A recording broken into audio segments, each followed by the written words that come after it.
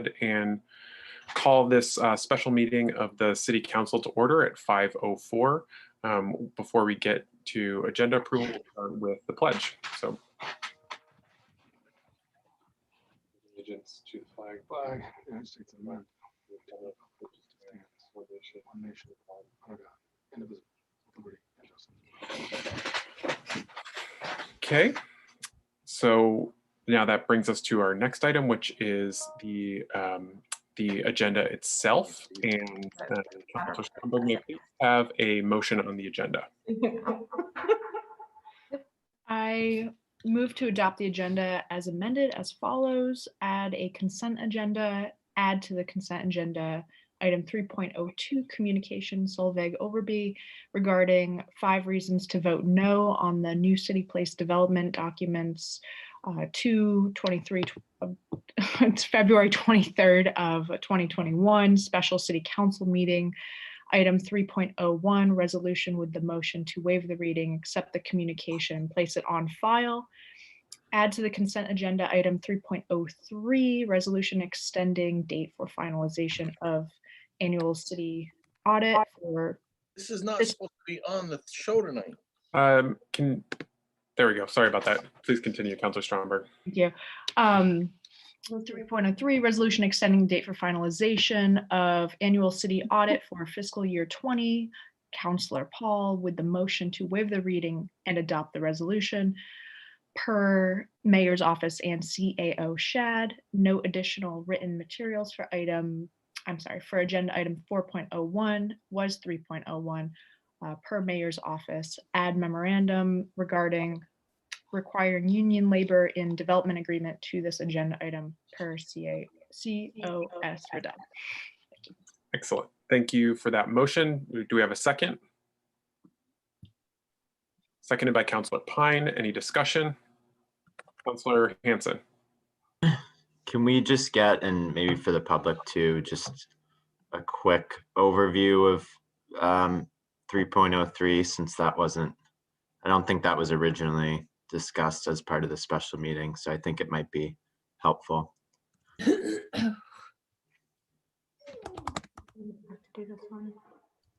Sure.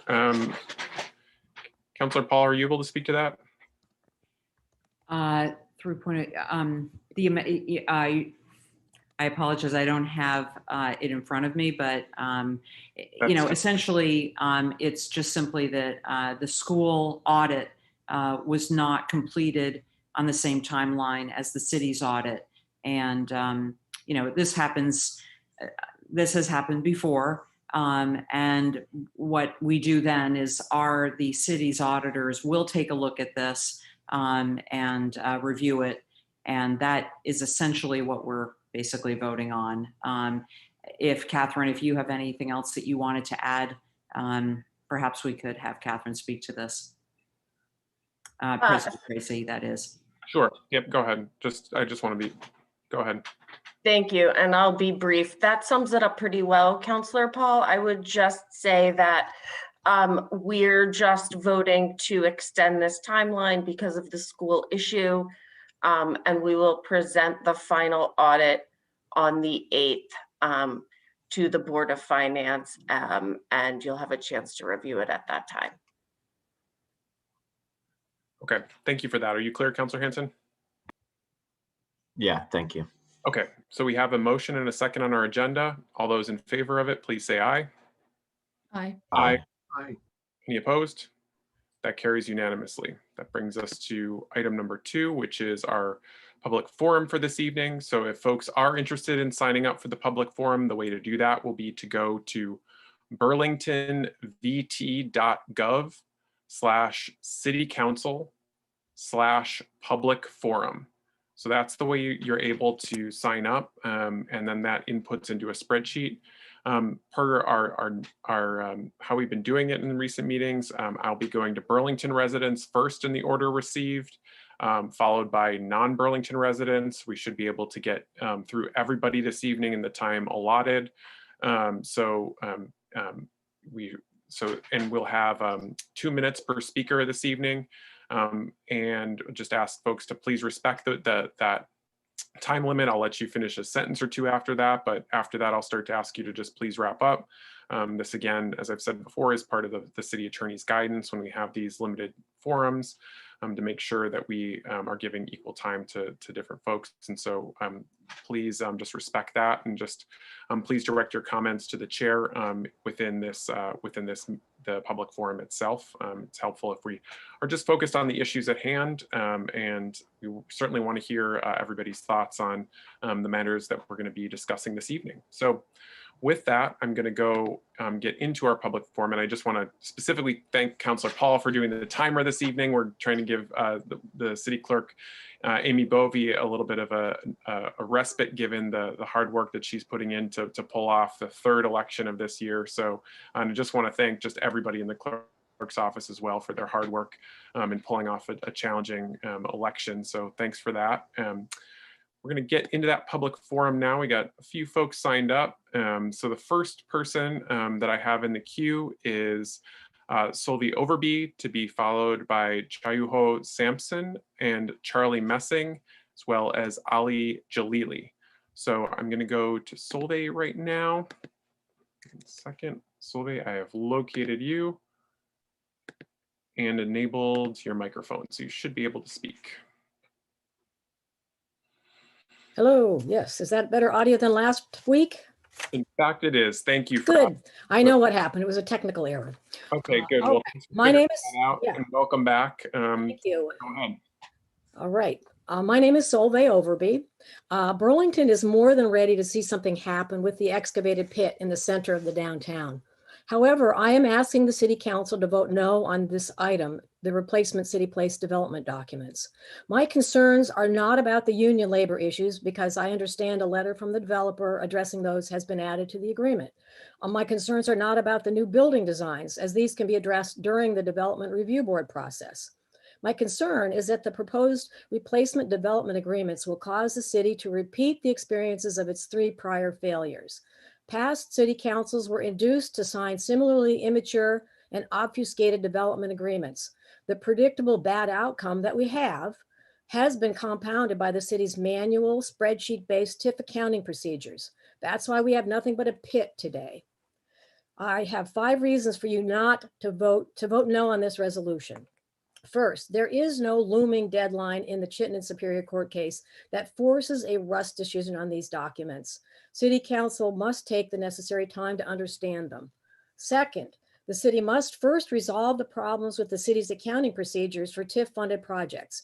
10 years of auditors' warnings about the city's accounting problems, as noted in the annual management letters, must end. The city failed to meet its 2017 development agreement TIF administration responsibilities, and this could be repeated. The third reason, the history of 3 prior failed development agreements with BTC Mall Associates should have taught us a lesson. The city must take care to avoid following the same pathway to failure. Fourth, the disorganized and confusingly identified documents provided to the City Council for this consequential decision has resulted in obfuscation of the contract terms being approved. Fifth, the litigation resolution agreement includes an overly broad mutual release of liability for all claims against BTC Mall Associates that might exist under any of the prior failed agreements. Please wrap up. After the new versions of the development documents are approved. Thank you. Please vote no for these reasons. Great, thank you. All right, our next speaker will be Chayuho Sampson, to be followed by Charlie Messing.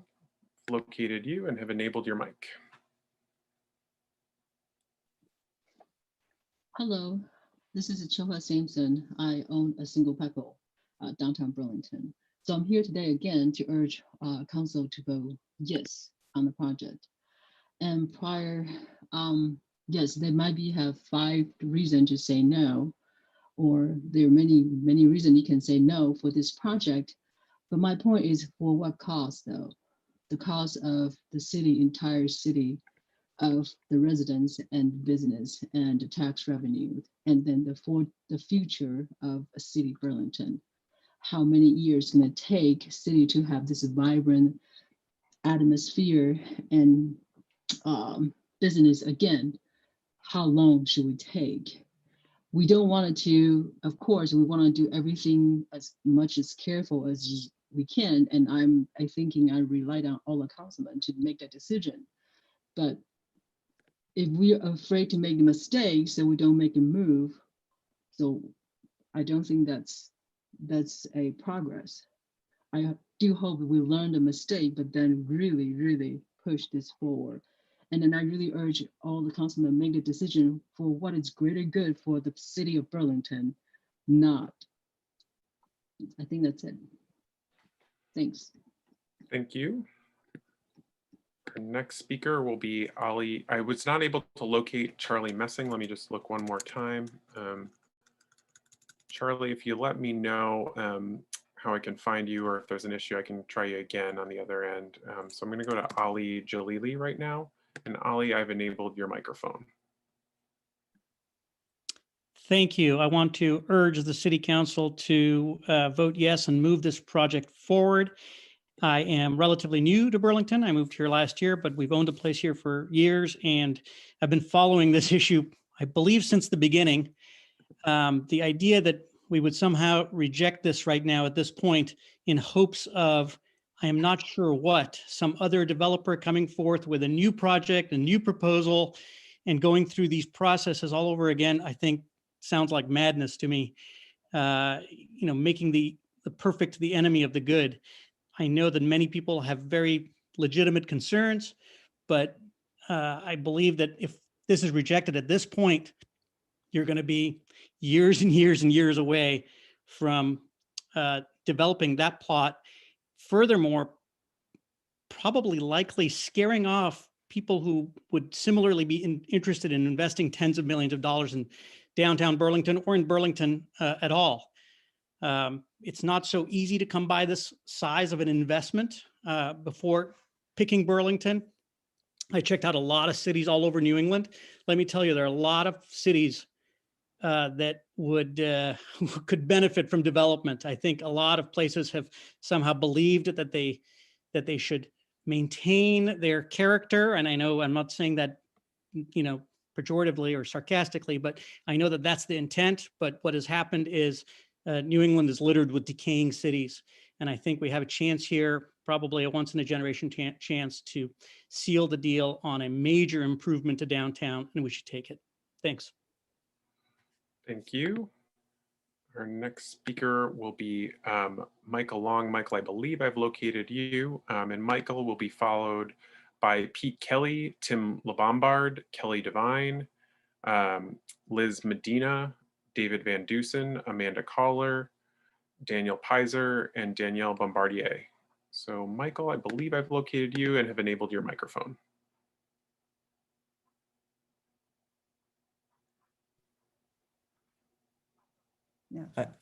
Are comments limited, Max, tonight to the development project, or is it open as usual? I mean, you can make your comments. I would, I didn't say that at the beginning, so you can make your general comments. Hoping that folks will give us input on the development, the matters at hand, but I'm not going to limit your comments at this point. Okay, thank you. I'll just do this as a different issue. I've been concerned about the conduct of the mayoral campaign since watching a debate in early February. The mayor attacked Councilors Tracy and Jiang for causing a crisis in the BPD. He then pressed them to commit to supporting his continuity plan, the solution to the problem they, of course, had caused, or else he'd be labeled enemies of public safety. The mayor's attack was not only a false dichotomy and a logical fallacy, but worse still, a scare tactic. Only the mayor can keep Burlington safe. Only the mayor can lead Burlington beyond the pandemic. And now only the mayor can secure the $14.5 million federal dollars just granted for airport expansion, thanks to Senator Leahy. A recently retired or deposed politician used the same sort of scare rhetoric. Only I can fix it. Watch out for those radical leftist Democrats. They're coming for your way of life. When politicians try to scare us, it's because they themselves are frightened. Scare tactics do not belong in our politics. They demean the political process and the public discourse. They show disrespect to voters, residents, and other candidates in the race.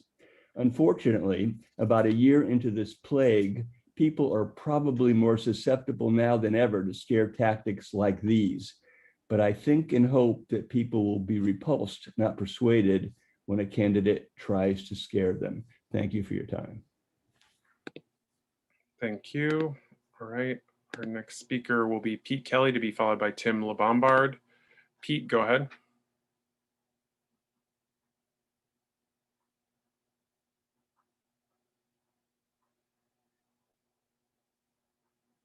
Pete, looks like you're muted on your end.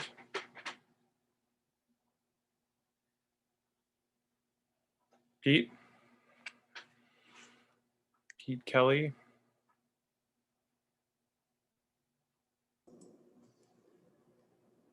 Okay, can you hear me?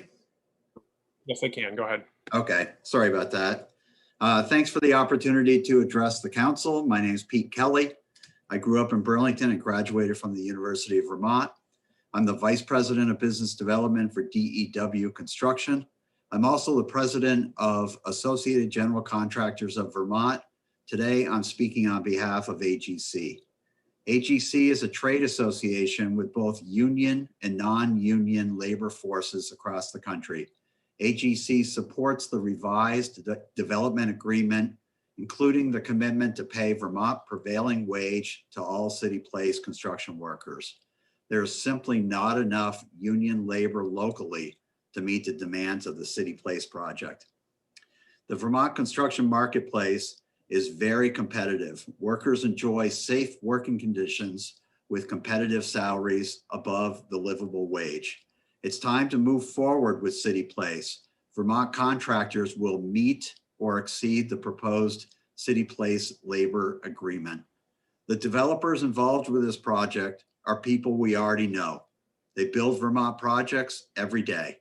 This group will execute while maintaining the Vermont culture and needs of Burlington. These companies are Vermont-based, give back to the community, and have a verified track record. We urge you to support the updated agreement and move forward. Let's finish this project. Burlingtonians deserve it. Thank you. Thank you. Next speaker will be Tim LeBombard, to be followed by Kelly Devine. Tim, I've enabled your microphone.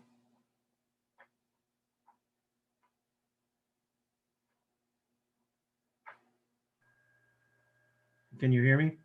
Yes, I can. Go ahead, Tim. Sorry, it was unmuted. I'm Tim LeBombard. I'm president of the Vermont Construction and Building Trades Council. I'd like to start out by thanking the developers, Devin Wood, Don, Al, Scott, and David, Mayor Weinberger, and the council for bargaining in good faith and coming up with a very good solution and a positive outcome for all workers. And I suggest we vote yes to this revised contract. And I'd like to talk to the last speaker offline at some point at my office because I disagree about the union labor statement, but that's why it's America. Thank you, and I hope you vote yes. Thank you. Our next speaker will be Kelly Devine. I see you on two different ones, so I'll try one of them and see if I can get you. There we go. It looks like you were able to unmute. Thanks. Yeah, I don't have a great Wi-Fi connection where I am. Thank you, Council President Tracy. Kelly Devine. I represent over 200 both small and medium-sized businesses in Burlington and South Burlington. I say medium-sized because most of our businesses, almost all of them, are small and locally owned or locally run. Our Burlington community really needs this project to move forward. We've been looking at a stalled project for a long time. I'm deeply appreciative of the work that has gone into coming up with a compromise on a whole bunch of fronts on this project, including most recently the question of labor. Thank you to Mayor Weinberger and the project development team. I know who worked hard over the last several days to come to an agreement that seems to be amenable. It's really beyond time when we need to move this project forward. Almost every business I speak to downtown will reflect that they see the impacts of having that undeveloped site downtown, because when there are more stores and more activity there, more people living there, more people will be a part of our vibrant downtown. Chiho Sampson, I think, said it well, that there is a cost to waiting, even though the project may not be perfect. And our downtown businesses really need a reason to keep going every day now that we're in the middle of this pandemic. Many of these businesses are owned by local people, by Burlingtonians, by members of our community, and they really need support right now. And knowing that this project is moving forward and that the City Council has come to an agreement with the developers on this will make a big, big difference in the lives of a lot of people. So I urge the council to vote yes. Thank you. Thank you. Our next speaker will be David Van Dusen, to be followed by Amanda Calder, Daniel Pizer, and Danielle Bombardier. If you're interested in signing up for the public forum, you may do so by going to burlingtonvt.gov/citycouncil/public forum, which will take you to a fillable form that then feeds into the spreadsheet. Again, we're prioritizing Burlington residents to be followed by non-Burlington residents in the order received. So David, I have found you and have enabled your microphone. Thank you, President, City Council President Tracy, for your leadership on this issue and working hard over the last few days to help us come to a deal. The Vermont AFL-CIO and Building Trades Council recognized the significant progress made on the legal settlement document concerning Burlington, Devonwood, and the CityPlace project. Unlike the first iteration of the agreement, this agreement before you tonight includes provisions which establish the Vermont prevailing wage as the base rate for all construction workers on this project. And in many instances, having Vermont prevailing wage in place will boost workers' pay and benefits up by a value of 42.5%, making the jobs on this project truly family-sustaining jobs. These are real victories for working people in Burlington and construction workers across Vermont. But lest we forget, none of this would have occurred without the intervention of the Vermont AFL-CIO, the Vermont Building Trades Council, and our community allies over the last 14 days. So we are proud of this intervention and are pleased that we can once again demonstrate that when organized labor stands tall, when we do not take the status quo as the endpoint, we can make progress towards economic justice. But this cannot be and must not be an end. It must only be a start. If a significant block of this city council and the next mayor of Burlington agree with us that these victories are only the start, and if you are ready to join us in taking the next steps towards economic justice by supporting the passage of the Responsible Contractor Ordinance in 2021, to see major public construction projects done through project labor agreements with organized labor, and stand with us to establish a $15 an hour livable wage for all workers in Burlington, then we invite you to pass a unanimous vote to adopt this agreement and to move forward with the CityPlace project. This is only a start and not an end. We ask you to vote yes. Please vote yes. Thank you. Thank you. All right, I was not able to locate Amanda Calder. So Amanda, I will come back to you if you're able to keep looking for you. I was able to, however, locate Charlie Messing. So Charlie, thank you for that. And I will come to you now just to give you a chance to speak. So Charlie, you're just gonna, there you go. President's Day, Formula Ford in Montpelier wants to help you own a piece of history. The all-new Ford Bronco Sport. We're getting a lot of TV feedback. Or as always, online at formulafordbt.com. Oh boy, are you still there? Yes, I am. Go right ahead. I'm sorry, something turned itself on. No worries, it's okay. If you could just please reset the timer, Councilor Paul, just to give Charlie a chance to get settled. Okay, Charlie, so Thank you, when you're ready. Well, I took a look at all these things. Solveig Overby wrote that paper, and I believe in her, and I believe we should pay attention to her. She's the expert, just as Tony is the expert with roundabouts and roads. So I'm for whatever Solveig has said. I hear that you've gotten an agreement going about the union. That is terrific. I was definitely on that side. The union, I guess we're just talking about the one thing this week. So just cause, you know, I mean, if it's a just cause, it's a just cause. If there ain't no, then it's just for nothing, and you can't get rid of somebody for nothing. So, yes, I hope the police thing is okay with everybody. I know it's in flux, but yes, the CityPlace, it'd be great as long as Solveig is happy with it. If she says okay, I say okay. The agreement hadn't been reached when she wrote that paper, so she was saying vote no. But if everything's changed and they're now going to be fair to everyone and get it going, then I'd be for it. If she's for it, I'm for it. And well, nice to see you. I'll just be up here rotating around the planet in space. And Max, did you read that letter yet? I don't know what you're what letter you're talking about, Charlie. It's but in the 7 days this week. Okay, I'll have to take a look. Thank I know you. you've been very busy. I appreciate it. Thank You'll you. appreciate it. Okay, Thank you very much, everyone. All right, thank you very much. Have a good night. Good night. Okay, our next, I'm still unable to locate Amanda Calder. So I'm going to go to Daniel Pizer to be followed by Danielle Bombardier, or Bombardier. So Daniel, I've enabled your microphone. Looks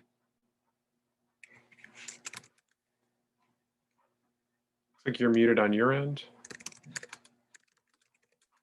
Got it. Okay. Can you hear me okay? Yep, go ahead. Oh, great. Yeah, I'm Daniel Pfizer. I'm the president of AFSCME Local 1674. We represent around 700 plus workers at Howard Center. I just wanted to voice my support for the agreement and for organized labor in general. And to that end, I wanted to also express my support to what Vermont AFL-CIO President Van Dusen said a few minutes ago around passing the responsible contractor ordinance. Thank you. That's it. Thank you.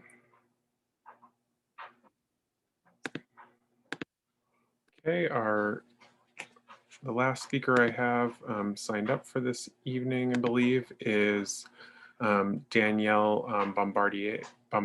So Danielle, I've located you and have enabled your microphone. Great, thank you. Good evening. I'm Danielle Bombardier. I'm an IBEW union electrician, representative of construction workers across all trades.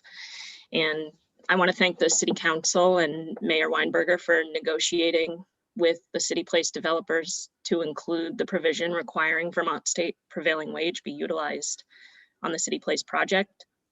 You've all shown your commitment to building a viable construction workforce in Burlington. As others have said, the Vermont state prevailing wage is more representative of a livable wage for Vermont construction workers, and will continue to drive wages up for some time to come, rather than continue the current race to the bottom as contractors skimp on wages and especially benefits for their workers, which has essentially eliminated the opportunity for union contractors to competitively bid. I believe that we've made significant progress to improving the lives of construction workers with this provision, and adding this wage requirement truly puts value in the work that we perform. So I urge you to vote yes on the new agreement. Thank you. Thank you. Amanda Calder, I'm still unable to locate you. I'm also looking for Damian Gilbert, who also just signed up. Damian, if you could use the raise hand function. Not able to locate you in the attendees.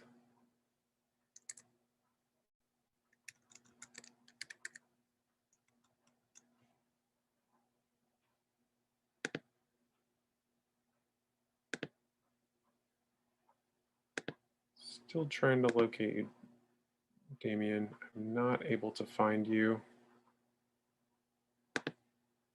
And again, I'm still not able to find Amanda Calder.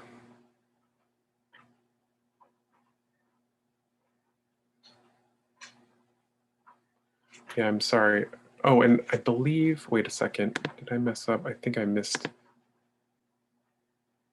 Oh, I'm sorry, I missed another person. Liz Medina, I'm sorry, I missed you.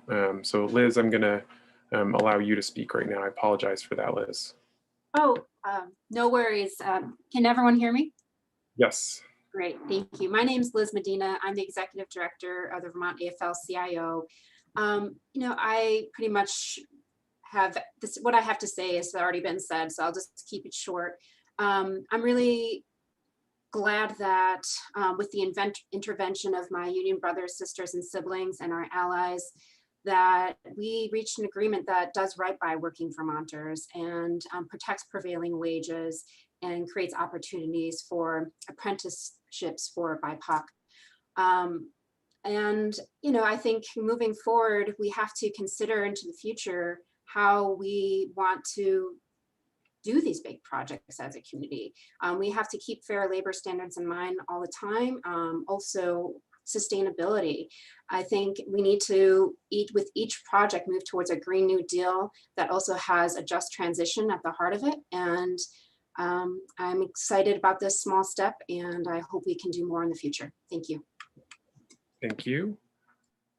All right, I was able to now locate Amanda Calder. So Amanda, I'm gonna allow you to speak. I've enabled your microphone. Great, can you hear me? Yes, I can, go ahead. So I just wanted to call in to say that I support organized labor. I work at the Howard Center. I'm part of the Howard Center Union.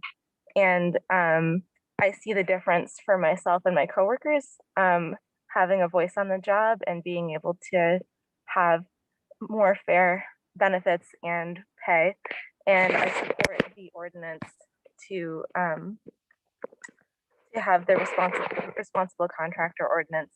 I think that especially when the city is putting TIF financing or any other financing into a project, we owe it to ourselves to have it have environmental, strengths, and also to be done right in terms of contributing to our community. So I just wanted to call in to support that, and I encourage everyone else to support it too. Thank you. I am still not able to find Damian Gilbert. Damian, are you able to use the raise hand function?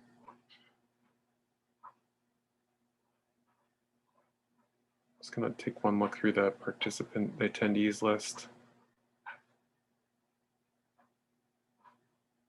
Okay, I'm not able to locate you. So I believe that is our final speaker for this evening in terms of signups. We got to everybody else. So I'm going to go ahead and close the public forum at this point, and we will move on to item number 3, which is the consent agenda. Councilor Stromberg, may I please have a motion on the consent agenda? I move to adopt the consent agenda and take the actions indicated. Okay, we have a motion on the consent agenda. Is there a second? Seconded by Councilor Freeman. Any discussion? Okay, hearing none. All those in favor of adopting the consent agenda, please say aye. Aye. Aye. Any opposed? Okay, hearing none, that passes unanimously. Brings us into our deliberative agenda, where we have one item this evening, item 4.01, which is a resolution authorization to resolve litigation and execute amended and restated development agreement with BTC Mall Associates. This is an item that was tabled at our prior meeting, so we're going to need 2 motions. One of which is to first remove this item from the table, and then the next of which will be to actually introduce the item itself. I'm going to go to Councilor Paul for both motions. So Councilor Paul, may I please have a motion regarding removing this item from the table? Thanks, President Tracy. I'd make a motion to remove item 4.01, the resolution you just noted, from the table. Okay, we have a motion seconded by Councilor Stromberg. Was there any discussion of that? Okay, hearing none, I will go to a vote. All those in favor of removing item 4.01 from the table, please say aye. Aye. Aye. Any opposed? That carries unanimously, and the item is now removed from the table and able to be introduced as a motion. Councilor Paul, may I please have a motion on the item? Thanks, President Tracy. I'd like to make a motion to move the resolution, waive the reading, and ask for the floor back after a second. We have a motion. Is there a second? Seconded by Councilor Pine. Go ahead, Councilor Paul. Thanks so much, President Tracy. It's been an interesting year this last year. We've dealt with challenges that we never thought we would deal with through COVID. And at the same time, this council has taken several what I think could be called important and rather historic votes to be remembered. And tonight's vote on CityPlace Burlington on the settlement is one such vote. I think the motion to delay last week was a really good decision. It gave all parties the chance to listen to one another, for voices who often disagree, to engage and to find common ground for the greater good of this project. And the resulting settlement and the successful outcome, and we've heard some of the people involved in that outcome speak this evening. The settlement that we're voting to authorize the mayor to sign is an agreement that has the support of our local union leadership, the developers of the project, the mayor, who has worked very hard to bring this forward, and hopefully the unanimous support of this council.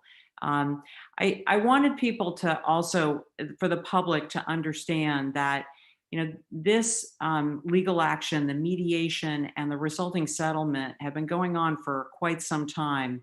And the current council members have been involved in that discussion. We've met specifically 4 times over as many months, with an executive session in October, a work session in November, another executive session in December, and then a work session on February 8th. And in these meetings, I think it's important for the public to know that the council was fully consulted on the ongoing mediation. All the priorities we discussed as a council and further important protections for the public, for the community, and guarantees that we all felt were important are included in the amended and restated development agreement. By our strong vote this evening, I think this settlement that we are authorizing the mayor to sign retains the benefits of the original agreement. It secures millions of dollars in public benefits.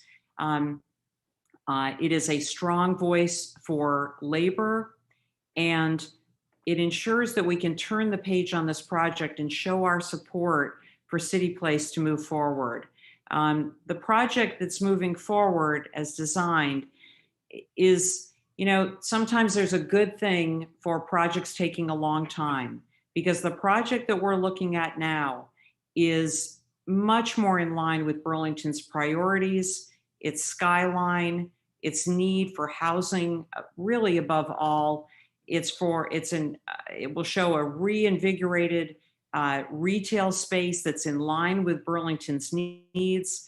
It's adaptable because it's going to be built in phases, and the reconnected streets are public assets along with the amenities and public spaces that we'll get. A number of people have spoke in the public forum that no settlement is perfect. By definition, no one's going to walk away with everything that they want. But that said, the amended development agreement will renew the developer's commitment to affordable housing and local employment opportunities, which means jobs for Burlingtonians and Vermonters, and hundreds of crafts and tradespeople, allowing for apprenticeships and opportunities in the heart of our community. The other thing I wanted to also mention, because it's something near and dear to many of us, is that the settlement is in keeping with the community's goals and priorities for Plan BTV, which was a process that we conceived through this council in 2009 and is a planning blueprint for our downtown and waterfront. I just wanted to also mention that, with more time and greater clarity and support from the unions, who have been incredibly and highly collaborative in this process, some of whom spoke in the public forum, the developer has committed to a side letter that is now part of the amended and restated development agreement. And it commits, as many have said, to paying all workers at the site a prevailing wage. And it also includes, equally as important, a firm commitment to a fair and transparent bidding and hiring practice, to favoring hiring of Burlington and nearby residents, as well as a preference, if candidates are otherwise qualified, to those who are unemployed, veterans, minority persons, women, and new Americans. And, at the heart of this, the letter recognizes that it's imperative to honor and employ union workers, and also honor what we asked the developer from the very beginning, which was to hire as many local workers as possible. In closing, I just would like to say that sometimes it takes a long journey to find our way home. And what we've got in front of us is local development partners for the first time who are committed to our economy in the same way that all of us are. Local high-paying jobs, local housing, and a renewed downtown. I really hope that the 12 of us can unanimously support this resolution, sending a strong signal to our community that we are committed to moving forward and doing what is best for our future. Thank you very much. Thank you, Councilor Paul. I'm going to go to Mayor Weinberger next. Go ahead, Mayor. Thank you, President Tracy. I appreciate the opportunity to add to Councilor Paul's excellent opening remarks on this consequential vote tonight, and to frame it up further for the council and the public, what I think is a very consequential vote tonight. as Councilor Paul noted, it's been a long road to get here. From the very beginning of that road, the city, we have been clear on our goals to make good on the community vision of Plan BTV downtown, a vision that emerged over the course of a year of workshops in which thousands of Burlingtonians participated, in which the Planning Commission and the Council eventually baked into our formal plans for the future. That vision involved restoring the connectivity of our streets and sidewalks in the northwest quadrant of the city to support the rebuilding for the first time in 60 years of a vibrant neighborhood with homes, jobs, shops, and restaurants right in the heart of the downtown. We wanted to do this. We wanted to do this on land that the city did not own or control. And that required a public-private partnership. And we knew from the beginning that public-private partnerships, particularly real estate development projects, inherently carry risks and uncertainties. In a large, complex project like the one we have been focused on here for years, there are a myriad of opportunities for cost overruns and construction mistakes and delays. As a result, back in 2017, and really going all the way back to 2016, it was an 18-month process, we hammered out a development agreement intended to protect taxpayers from the many risks of construction and development. The settlement agreement before you for action tonight should be understood as a sign that the development agreement in many ways worked exactly as designed. As a result of the project setbacks, the city took action starting in 2018 to hold the developer at the time, which is a different development team than is before us tonight. We took action to hold them accountable, and we received approximately $500,000 in payments, acknowledging the delays and the costs that the city and surrounding businesses like Single Pebble, who we heard from tonight, that there were impacts of those delays, and we received that payment as a result of that. We would not have received, corporations don't go around handing out $500,000. We would not have received those payments had we not had a strong development agreement protecting the city's interests. When that managing partner of the previous development team, Brookfield, one of the largest developers in the world, reneged on years of commitments to Burlington leaders and the people of Burlington, we immediately defaulted them and then took action to sue them and hold them responsible and require that they make good on their promise that construction would continue without interruption once demolition began. That lawsuit has resulted in the settlement agreement that is before you for action tonight. This settlement agreement achieves a great deal for Burlington residents. It will result in just a few months, if the council approves it tonight, in the city getting back the land for streets and sidewalks that it gave up in the 1960s. And it creates additional bankable guarantees that those lost streets will get rebuilt one way or another over the next couple of years without payment by city taxpayers. The agreement also, when the project goes forward, will recoup property tax payments into the waterfront TIF district that have been lost over the last couple of years as a result of these delays.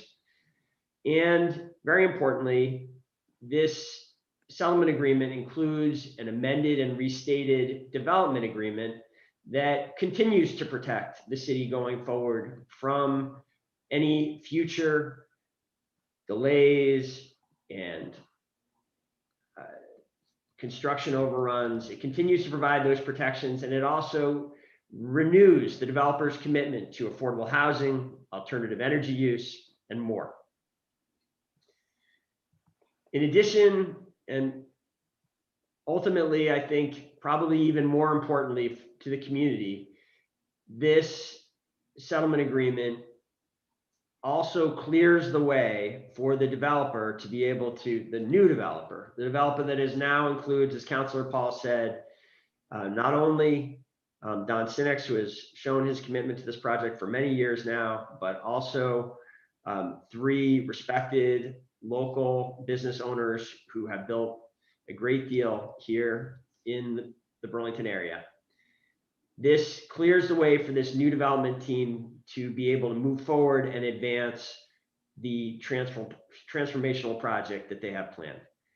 The conclusion of our dispute with an approval by you tonight will have an immediate impact on that project. With this settlement agreement approved, the developer will be able to move forward next week with their efforts to secure a new land use permit from the Burlington Development Review Board.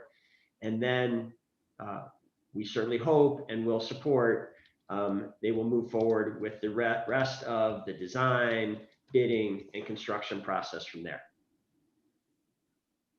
I want Burlingtonians to know that I was personally very committed to getting us to this milestone tonight.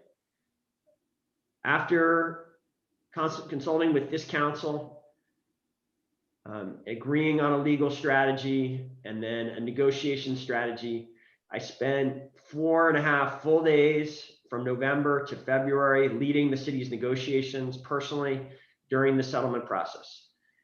Throughout that process, I was appreciative that the current development team, again, Don Sinex, Dave Farrington, Scott Ireland, and Al Senecal, was committed to collaboration and compromise and commitment to honor the key elements of the original agreement and ensure that there was a path forward. I think we're going to hear from them. I believe they're with us tonight, and the council will get to hear from them directly. But I want to make clear my appreciation for them in playing the role that they did in avoiding litigation and getting to tonight, as well as their work to resolve the final issues that came up over the last week and a half and get us to tonight. It appears that the settlement agreement, from the conversations that have happened up and to lead up to this meeting, is likely to have broad support among the city council tonight. I hope that is indeed the case, and I'm glad that the additional week of time we are able to come together on this important agreement. There's been enough divisiveness around this project over the years. It would be great if this is something that we can do largely together tonight. I also want to thank City Councilors Karen Paul and Brian Pine for their patient, diligent, detailed work over the last couple of weeks to keep this agreement on track, as well as their longstanding commitment to this project. In closing, I urge you to vote to approve this agreement tonight. While I expect some of you have long years of city council service still ahead of you, I think it's very unlikely that you will ever have another vote that has as great an impact on the future of the downtown as this vote before you tonight. A yes vote will ensure that we will correct the historic mistake of the 1960s, ensure that the streets are reconnected, and build the public infrastructure that will allow homes, jobs, shops, and restaurants to once again flourish in the northwestern quadrant of our downtown. Thank you, President Tracy. Thank you, Mayor. Councilor Jing, I did see you raising your hand. I will recognize you in just a moment. I want to go to the, I'm going to see if the attorneys that worked on this mediated settlement and our consultant have anything to add. So we have Jen McDonald and Tim Sampson from Downs Racklin Martin, and then also Jeff Glassberg, who has been the consultant for the city. So attorneys Sampson or McDonald, do you have anything that you would like to add to the discussion before we get into the council comments? No, sir, we don't. I think if you have questions of us, we'll be glad to field them, but certainly nothing to add at this point. Thank you. Okay, wonderful. Well, councilors, please note if you have further questions. We have legal representation on hand. And then Jeff, did you have something that you'd like to add? No, similarly, I'm available to assist with any question. Okay, excellent. All right, I did also let the partners know that I would let them speak. So prior again to getting into council discussion, I'm gonna let the partners, give the partners a chance to speak. I see Dave Farrington, I believe Scott Ireland and Don Sinex are on. So You are all panelists. I don't know if you had an order of speaking that you were looking to go in, but okay, you're all together, looks like. Okay, I will let you go, Dave. Thank you for being here and welcome. Yep. Well, thank you guys. Thank President Tracy, City Council, and Mayor Moreau. We're all very happy to be here. It's been a long, let's just say it's been a long, long journey getting here. I want to just basically echo what Moreau had said on, from the beginning of our disagreement, the lawsuit, and then getting into the mediation piece of this, and a lot of long days, a lot of extra hours. The lawyers did battle and did fought well. Moreau and Don both, they kind of made the decision to get through every issue, and it was, some of the issues were harder, a lot of back and forth, but they decided they weren't going to quit, and we got to that MOU back in the middle of December, polished that up with the lawyers' help and got that signed. And since then, a little bit of back and forth, but we're real happy to be where we're at, and looking forward to moving on with this project. We got the DRB on I believe it's the 3rd of March. And that's just one more big step ahead. So we're very excited and can't wait to get going here. Thank you for that. Was there any other comments from the partners before I open it up to councilors? Now step up. I'd just like to say thank you for all the hard work that the city council did over the past week, or two actually, and we've had several conversations with some of them, and really appreciate all the hard work and the push in to get this project to go through. And we just hope for your yes vote right now. We think we've satisfied a lot of different aspects of this, and I think it's the best thing for the city. Thank you. Thank you. Once again, I just want to thank everybody there, and I appreciate everyone's effort to make this happen. And one thing we can assure you, if you guys pass it tonight, I think we won't let you down, and I think it's going to be a great project for the city, and we're all looking forward to being a big part of it. So thank you for everything. Wonderful. Any further comments from the partners before I open it up to councilors? I think we're good. I think we're all set. Thank you. Okay, wonderful. Well, thank you for that. I appreciate it. And I'm going to go now to Councilor Jang. I have you in the queue, and if other councilors are interested in addressing the council, Councilor Pine, I'll come to you next. Others, please give me an indication. Go ahead, Councilor Jang. Thank you, President Tracy. I could not agree with Councilor Paul more that we have dealt with so many issues over the past year. And unfortunately, some of them could have been prevented. And I think for this one, it was just a pipe dream and it failed. And we should accept that there was a failure. And now we have a new opportunity in front of us. Because a development of this site should not be pushed to the voters of Burlington. We should work with them in collaboration to see it through. And to not look at this issue only from an optic perspective.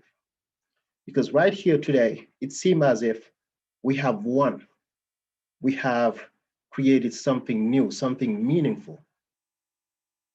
This is about a project we're talking about that need to be built.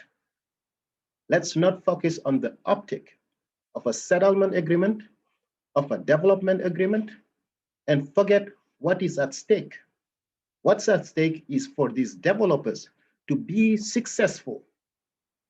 The question is how far the city can go to support these developers to be successful.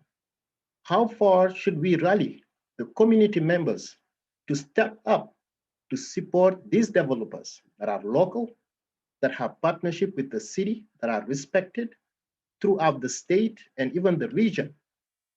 How far can we go to see this once for all being a reality? That's a question. That's what I'm interested about, and not this optic, these small gains that was pushed on us. It's unfortunate. This is not a big win yet. We haven't even started. The hardest part of all of this is yet to come. As a visionary, the hardest part again is yet to come. Let's give to Caesar what belongs to Caesar. And I'm saying, Councilor Pine, thank you for the amazing work you have been doing behind the scene to bring us all together and move forward. I know you were ready to vote last week, but you listened to your constituents, you listened to your colleagues that were not ready to cast their votes. That's what a leader should look like, and that's what a leader should do. We were attacked for not voting last week, and I don't think it's fair. I cannot be here and spend my time in this community to try to tell people what is really at stake. There is no win yet. Not a win yet. I am proud to be voting about this today. And I'm confident that the full council will be voting in support of this. And I'm looking forward to work with these developers to support them to the best of my ability to see this through. And then we can think about what downtown should look like. Thank you. Thank you, Councilor Jang. I have Councilor Pine to be followed by Councilor Mason. Thank you, President Tracy. I think the best person to answer these questions might actually be the mayor. What I'm going to do is, I think Solveig Overby's questions were communicated to us ahead of time, so I had a chance to look at them. And I feel like we owe it to each other and to our community to answer some of those questions before we vote, even though I think many of us have already made up our mind. I just still think it's important to take an opportunity. And the ones that stand out to me would be the sort of shortfalls in the way we've that have been noted by the auditor around how we've accounted for TIF projects and TIF expenses. I just want to hear a little bit about that. And then the second thing is, I guess it's related, but sort of the costs yet to be determined that would possibly be eligible for reimbursement on the public improvements. There's still a lot of information to be gathered there. And if you could just discuss publicly at what we should expect as far as the forthcomingness of that information, because I think you've been asking for that information. I just want to give you a chance to explain that. Sure. Mayor, are you able to answer that, or you can go to CEO Shad if you'd like for that instead? I'll kick things off, and then I think it would be great to have the CEO speak to some of the internal issues within the department. I must say, I'm sorry, Councilor Pine, did not understand just right at the end, could you just repeat I'm certainly happy to speak to the accounting issues raised about and how that relates to TIF, but the information request, sorry, I didn't get that. No, I'm sorry, it's the sort of the costs yet to be determined for possible reimbursement, the pre-September 5, 2020 costs that the whole column is to be determined. And that was asked of us to sort of disclose why it is all yet to be determined. So I guess that's what I'm hoping you will answer. Okay, all right, great. Well, let's start with the question regarding concern over the city's ability to manage the accounting, I think is basically what it comes down to.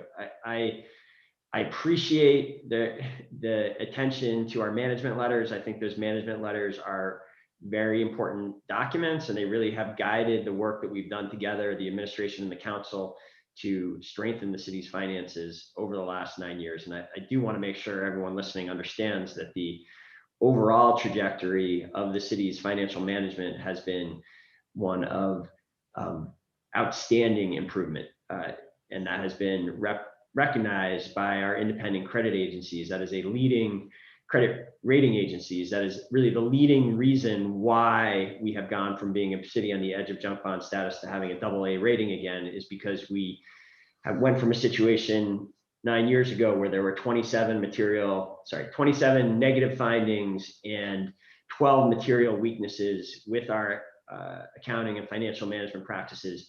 We cleaned up every single one of them, and there have been no it is correct that there has been a point raised in these management letters for several years now that an area where we could still further improve is in our accounting of projects. But that concern has not risen to the level of material weakness. And it is one that we are have been pursuing remedies on for some time. And I'll let the CEO speak in a moment to kind of where we stand in that process. There is absolutely no reason for concern that because of that sort of suboptimal structure that we're working to fix, that somehow we don't have the ability to properly account for the TIF projects going forward. Further, I will note that, I mean, it's a little bit of a minor issue here, but the nature of this project is such that the city's accounting is actually very straightforward going forward. Really, because of the way this agreement has been structured, it's very different than the Moran frame project or any of the projects where we are doing the building ourselves. Here, it is, going back to that point that we've set up this agreement where the developer is taking all the construction and delay risk. We actually, the great majority of the transactions from here will be reimbursements, simple reimbursements of the developer when they reach milestones going forward. And it will be very straightforward. It is something one could do in an Excel spreadsheet. It is not something that we need to worry about, exactly how well New World is performing to get done. Right. Well, Catherine, before I go on with the second part of the question, could you speak to, because I think it's fair to give the council an update on where we stand with this effort to improve our project accounting.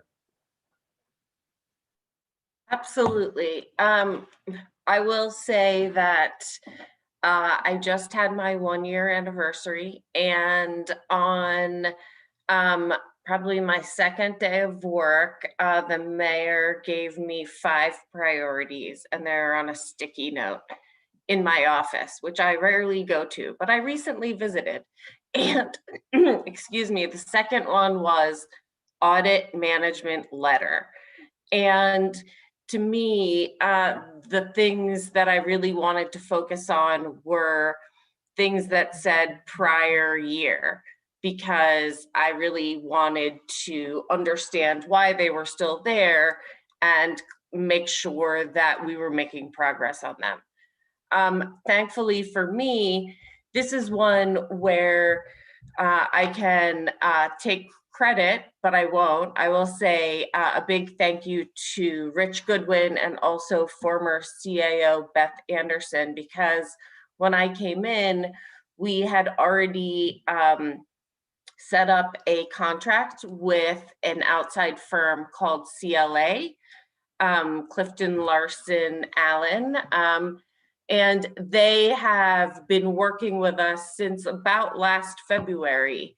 And they have completed all of what they have asked for, the auditors, in terms of going backwards and auditing all of our past projects. As the mayor said, for this project, we could use an Excel spreadsheet. One of the concerns of the auditors was we were using Excel spreadsheets for some of these. We are not doing that anymore. So what these consultants have helped us to do is to go do a backward look, reconcile all of the expenses to date for all of our projects.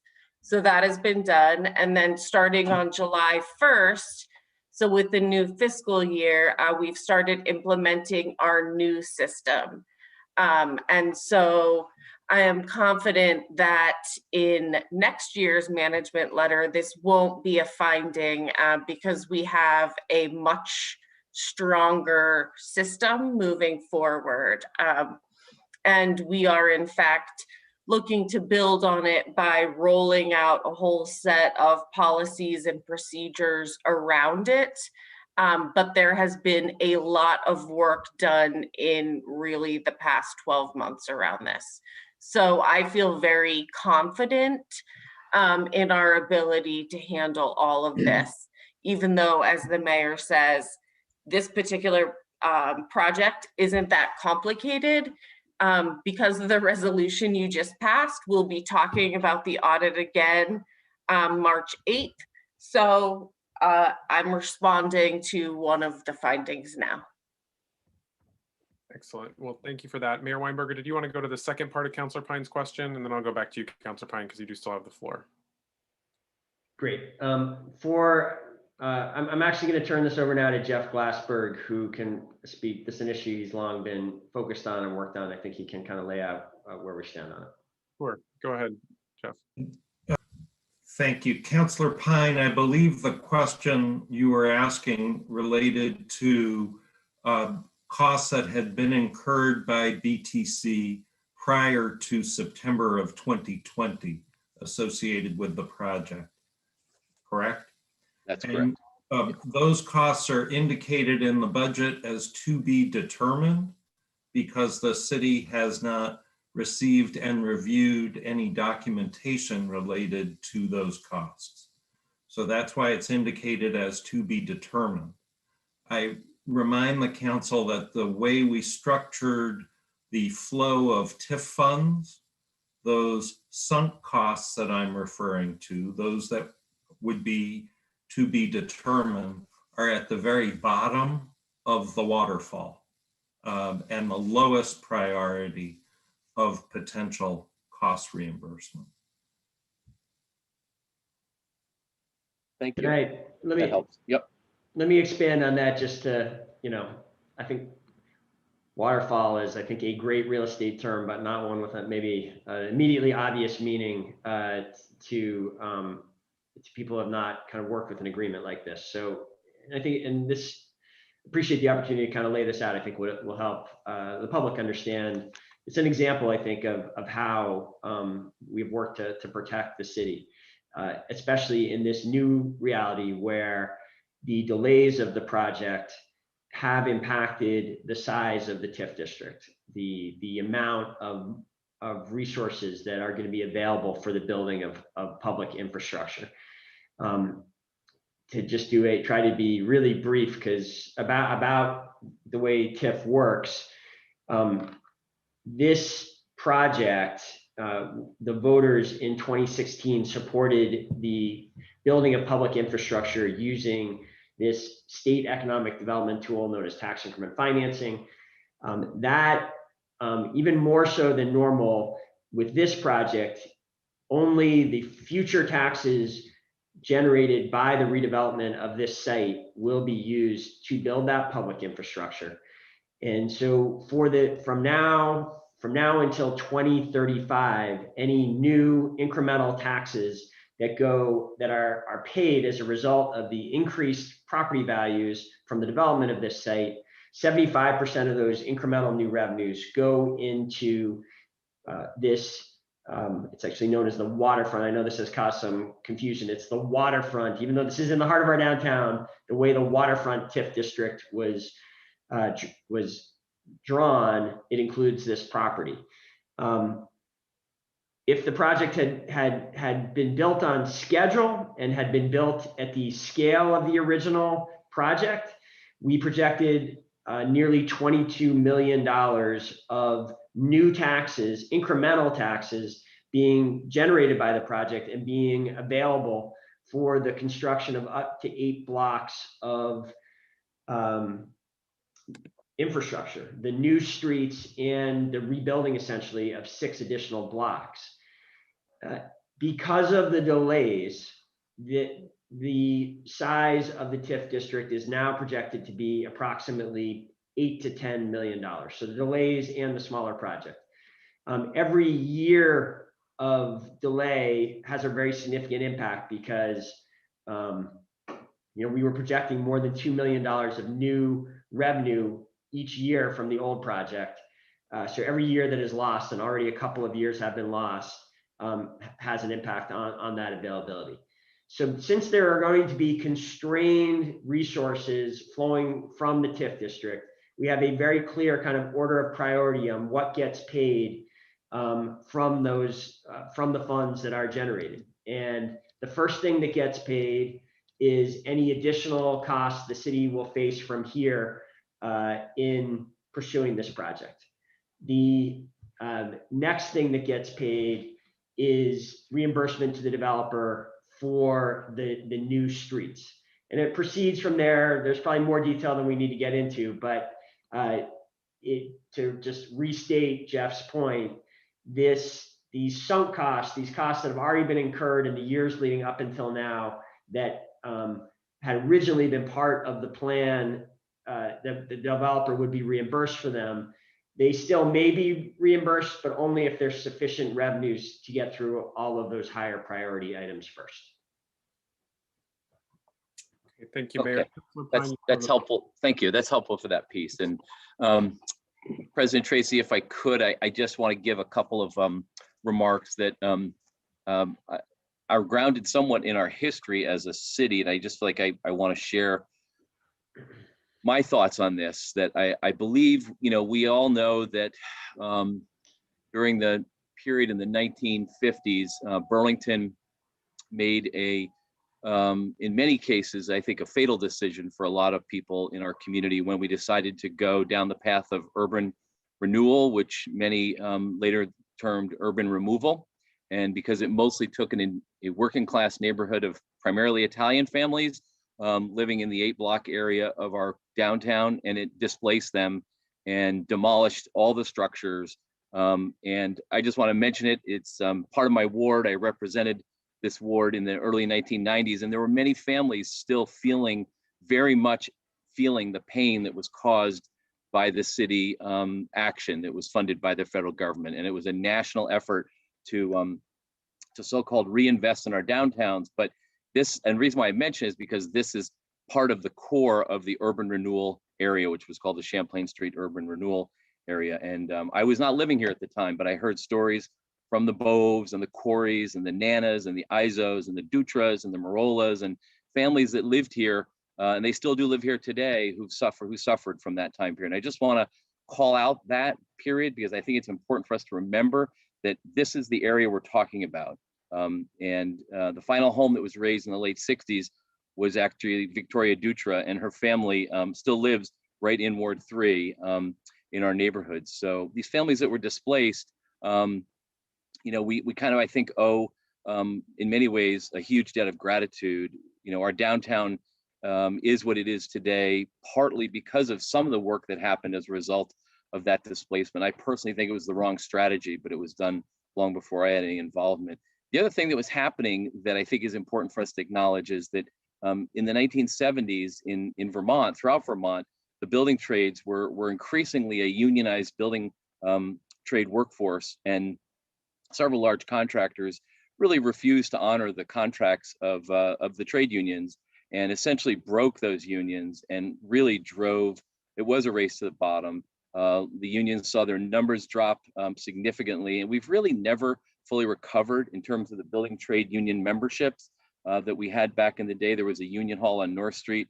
When I first arrived in Burlington, it had the operating engineers, it had the laborers, it had the carpenters, it had the plumbers, the pipe fitters, the bricklayers. They were all still operating a union hall where you could count on as a working person to have a decent shot at a decent life and support your family with a job with benefits. All of that really took a dive in the 1970s. And, we've been sort of trying to build back some of that support. And I think the prevailing wage victory that the unions fought for and won at the state level is something that, we are now embracing locally. And I hope it becomes part of everyone's vocabulary that the Vermont prevailing wage is what our goal should always be. We should always be looking at how to ensure that as we develop, we ensure that those who are doing the work of development are benefiting and getting some share and enjoying more of the fruits of their labor from that work. And then my last piece of history is that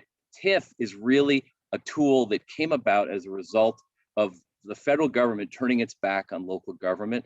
I did a quick check because I do keep annual reports going back way too many years.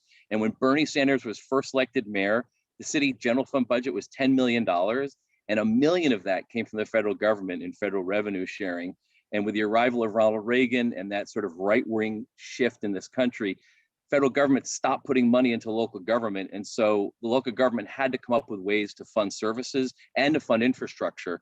And that's why tax increment financing is a tool that is so popular by local governments, because the federal government, if they had kept investing at that level today, would be putting in about $6 million into the city's coffers to do infrastructure and other projects. So we are where we are today from our history. I think it's important to remember that. And I think we are turning a new chapter in Burlington, and I'm hopeful, but I'm also hopeful that we remember from where we come and the people who've sacrificed, on whose shoulders we're standing today. Thank you.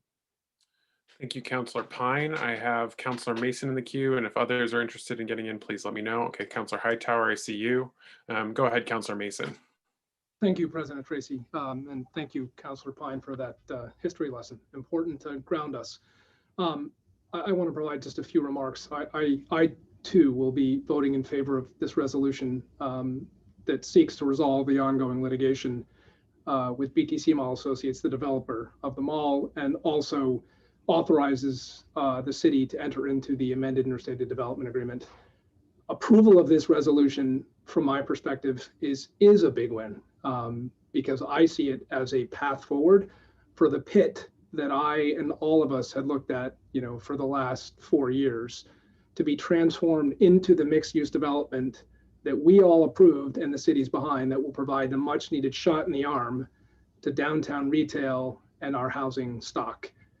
To be taking this vote and also step back and remembering we're in the middle of a pandemic. Activity in downtown is non-existent, but we have the opportunity to transform, the center of our downtown into what we want it to be. A no vote, which is our other option, puts the city back into litigation, jeopardizes the TIF financing, because I think we all lose sight of the fact that date is coming fast. So a no vote puts us back into litigation, putting that TIF financing that will pay for our streets and this potentially hard-fought project, back into great uncertainty. The amended administrative development agreement before us tonight provides material concessions from the original development, including, deeding both St. Paul and Pine Street upon execution, and ensuring, with a viable financial partner standing behind that those streets will be built at no expense to the city in the event that something unforeseen happens and this project does not move forward. It also seeks to reimburse the city for, approximately $150,000 a year for lost tax revenue for a certain period of years, depending on when the project starts. Those are all concessions we got in this amended and development agreement as a result of the litigation. We went into litigation not knowing, what the outcome was going to be. But I believe with the benefit of, the input of this council and the administration, those were our goals. And to be clear, we achieved all of them. Those concessions are on top of, I think, what we all lose sight of, the concessions we obtained that were in the initial development agreement that included, 426 new housing units, including 84 affordable units. That's a 20% threshold, which is higher than what's required under our own inclusionary zoning ordinance. 422 parking spaces, additional downtown bike parking, guaranteed reconnection of the streets, rooftop observation deck, LEED Gold certified buildings, state-of-the-art stormwater system. Those are all benefits we were very excited about when we authorized this project in 2016 and that are still there. I view this, unlike one of my colleagues, as a big win, only from the sense of, as a lawyer who, I'm not a litigator, but I deal with litigators on a regular basis, and litigation is not a place where we want to be. It is uncertain, is it expensive, and who knows? But through, the strong mediation efforts, working with the developer and the input of this council, I believe we have provided at least an optimistic path forward. Is it possible that something could happen? Of course. We've seen it happen over the course of the last 7 years. But my view is this, entering into this development agreement, the amended administrative development agreement, provides a much more beneficial path forward at little to no risk to the taxpayers, and is the only way forward. I would like to echo my colleagues in thanking, our litigation team, the mediation team, as well as the effort of certain councilors to get us to what I hope is a unanimous vote. Thank you very much. Thank you, Councilor Mason. I have Councilor Hightower. Great. Thank you, President Tracy. I have two sets of questions, and I'm not sure who wants to take the answer to this. I would assume that it's either the mayor or the city attorney or Jeff Glassberg, and happy to get the answer from any of them. I certainly appreciate the extra week because I think I had a lot of questions last week that I needed answered. And I think I got the answers to some of them, but I want to make sure that they're kind of on the record and clear to the public. And the first one is something that Councilor Mason just mentioned, which is the 20% inclusionary zoning requirement. And for the public's reference, this year, the inclusionary zoning rent limit is for a 2-bedroom is $1,342. So folks can get an idea of what that kind of means in terms of affordability. But I'm hoping one of you can talk through how the 20% that is in the development agreement interacts with the inclusionary zoning ordinance, what could change that percentage despite what is said in the agreement, and how that will be enforced. Sure. Do you want to, Mayor, go ahead. Great. Yeah, I will start and again, maybe get some help from others. An important overarching point, which isn't just relevant to this affordable housing issue, but maybe relevant to other questions, is what is the relationship between this amended and restated development agreement and all of the other city, state, and local rules and laws that the developers need to comply with that apply to construction projects. And I think it's important the public understand that the development agreement does not relieve the developer of responsibility of any of those other laws. This essentially sets out specific additional commitments that the developer needs to make because of this public-private development, but it does not sort of trump other elements of our zoning ordinance. Within our zoning ordinance is an inclusionary zoning requirement. It is a requirement that has some variability to it. That means that, and Councilor Pine could speak to this as well, it occurs to me, because he used to administer this. I don't know if there's ever been a project that basically the projects need to meet a 15, 20, or 25% requirement and for affordable housing. And that is driven, it is variable depending on the rents that the average rent charged by the development when it is completed, when it comes online. And it's actually, having been on the other side of this and working with Brian Pine when I was in the private sector and trying to build a project in Burlington, it is actually a very challenging thing to project out exactly where you're going to land. The great majority of projects that have fallen subject, if not all, and Brian Pine may know, that have been subject to this requirement have only the market rents have made it such that only the 15% threshold is what the required threshold is. This project has voluntarily agreed through our negotiations to a 20% threshold, regardless of where the average rents fall.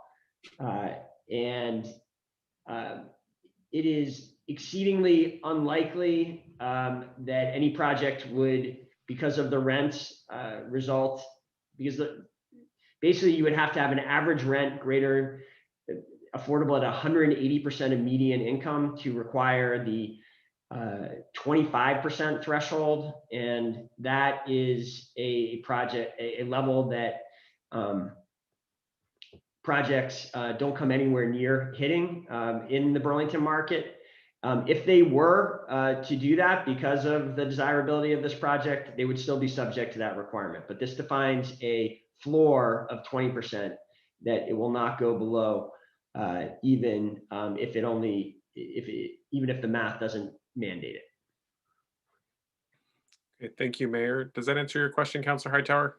Yes, it does. I guess the one additional question that I have, which the mayor doesn't need to answer, but somebody else, if it does get to that 25%, what is kind of the process that happens to kick in if that were to happen? Yeah, I may actually be the best, again, instead of Councilor Pine, I may be the best to speak to it, and that this is something that the CEDO administers and regulates. And we have, in my time as mayor, we have tightened up the enforcement requirements of the inclusionary zoning ordinance. We used to only enforce them essentially at the time that a project came online, and then didn't have a system to ensure that the city was going back and double checking that those units were staying regulated at the rent levels that they were supposed to going forward. We now have protocols in place for CEDO to do that. It's managed by Todd Rawlings, who's one of our assistant directors, and we both do. There's a formal kind of certification process at the certificate of occupancy level when all the rents are declared and the average is determined. And then there is a ongoing enforcement to ensure that the project continues to make good on that commitment. Councilor Hightower, you still have the floor. Great, thanks. That answers my first set of questions. The first one is the public improvements versus the private development. So I'm going to make, I guess, first a statement that is at least maybe somewhat subjective, but that the city should have more authority over, and it therefore also bears more responsibility for how public improvements are built versus private development. And so the question is how the city is ensuring, now that the project involves more kind of public improvements as part of the agreement, that it retains authority over the public improvement process and what that development looks like, so that it can meet that responsibility of making sure that that is how we want things to be built. Great. So I'll go to Jeff for this one. Jeff, are you able to speak to that? There is a process by which the city has to review and approve the proposed design plans for the public improvements. And when we speak about public improvements, we're speaking about Pine and St. Paul Streets. Those plans are measured against the standards that the city has adopted in its Great Streets standards. So that is the method by which the nature and type of public improvements are reviewed and overseen by the city. There will also be construction period oversight as the improvements are being completed. Am I answering your question? Yes, but if I can ask one follow-up question, which is specifically around the city's complementing a responsible contractor ordinance, which kind of happens during the bidding process. And so given that we've got, the other party has kind of developers who build public improvements on hand, how the bidding process will happen and therefore trigger that responsible contractor ordinance. And that's kind of a big question, but. So there's a process associated with the public improvements, and that's separate and apart from the private improvements. There are a series of new commitments that have been made in the side letter to making work available to trades for bidding purposes. And I believe that there's a hierarchy described in there as to how that will occur. I may need support on that piece. Mayor, did you want to add?